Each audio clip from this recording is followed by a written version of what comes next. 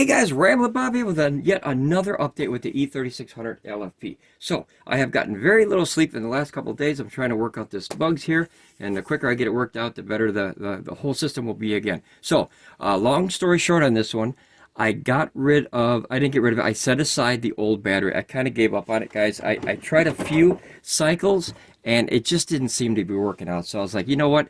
I think I'm done trying. I think I gave it a good college try, but it just didn't want to work. So what I did is I got the new battery.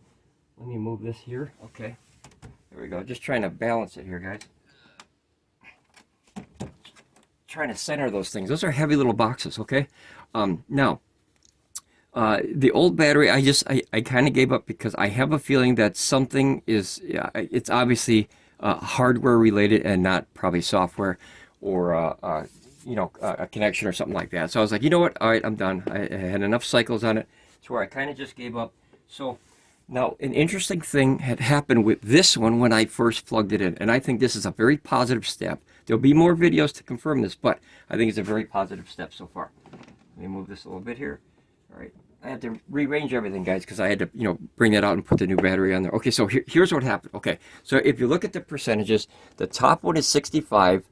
Let's see here. Let me brighten this up here. The top one is 65. The next one is 61. And then the next one is 66, 65. And then the last one, which is the new one, is 78.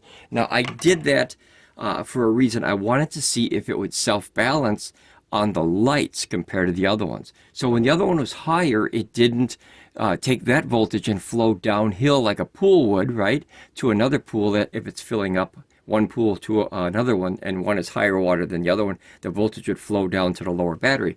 So a very, very good thing happened. So let's look at the sides here.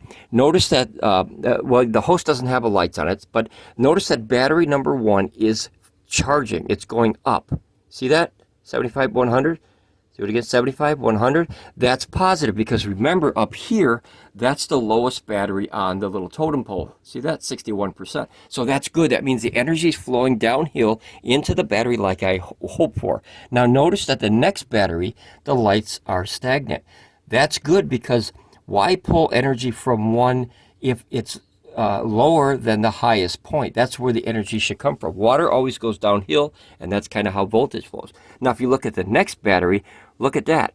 Stagnant lights, right? That's another good sign, I think. I'm not a professional, but I like that look because it's never done this before. So now when I went down to the last one, look what the last one's doing.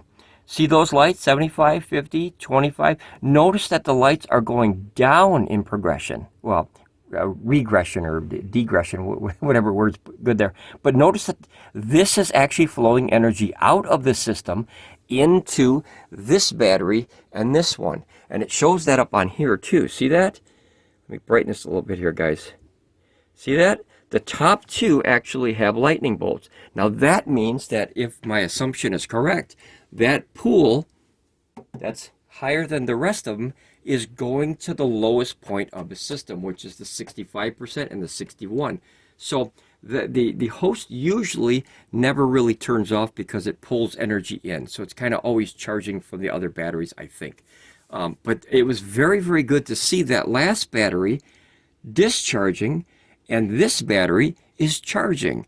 That's what I expect to see. I think the energy is going up into the main system and then back down into this battery since that's only at 61%. So this so far, guys, is looking very, very positive for this system. And I'm very excited to get my system back if this works.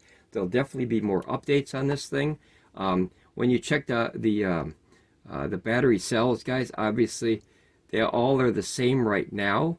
But let's see what happens after I fully fill and balance. That's the key. Fully charge, completely finish balancing the entire system, and then we'll see if that battery will be close. If I could get that battery within, I want to say 5% of all the rest of the batteries, and then all the batteries will stay within that, that little chunk of percentage, I think I win. I think I win. After all the work that I did, guys, and I don't know why I don't have muscles yet because I've been moving this stuff around constantly for like the last 2 years, and I'm still a skinny noodle, so figure that out. All right, so guys, I will give you an update. I'm very excited about this one.